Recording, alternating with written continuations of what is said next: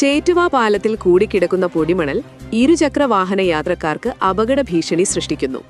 ദേശീയപാത നിർമ്മാണത്തിനായി ചേറ്റുവ പുഴയിൽ നിന്ന് ഡ്രെഡ്ജിംഗ് നടത്തിയ മണൽ കൊണ്ടുപോകുമ്പോഴാണ് ലോറിയിൽ നിന്ന് വീണ് പാലത്തിന്റെ ഇരുവശങ്ങളിലായി കൂടിക്കിടക്കുന്നത്. ഇരുചക്ര വാഹന യാത്രികർക്കാണ് ഇത് കൂടുതലായും ഭീഷണി ഉയർത്തുന്നത്. പാലത്തിൽ രൂപപ്പെട്ടിട്ടുള്ള കുഴികളിൽ ചാടാതിരിക്കാൻ ബൈക്ക് വെട്ടിച്ചു മാറ്റുമ്പോൾ മണൽ കുന്നിൽ കയറി ടയർ തെന്നി വീഴാനും സാധ്യത ഏറെയാണ്. കൂടാതെ പാലത്തിലെ നടപ്പാതയിലെ സ്ലാബുകൾ പല ഭാഗങ്ങളിലും തകർന്നു കിടക്കുന്നതിനാൽ കാൽനട യാത്രക്കാർ റോഡിലേക്കിറങ്ങിയാണ് നടക്കുന്നത്. ഇതും വലിയ അപകടങ്ങൾക്ക് കാരണമാകുന്നുണ്ട്.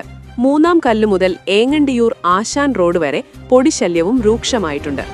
റോഡിന്റെ ഇരുവശങ്ങളിലും ചേറ്റുവ പാലത്തിലും നടപ്പാതയിലും കൂടിക്കിടക്കുന്ന മണൽ അടിയന്തരമായി നീക്കം ചെയ്യണമെന്നും പാലത്തിലെ നടപ്പാതയിലെ തകർന്നു കിടക്കുന്ന സ്ലാബ് മാറ്റി സ്ഥാപിക്കണമെന്നും സാമൂഹ്യപ്രവർത്തകൻ ലത്തീഫ് കെട്ടുമൽ ആവശ്യപ്പെട്ടു.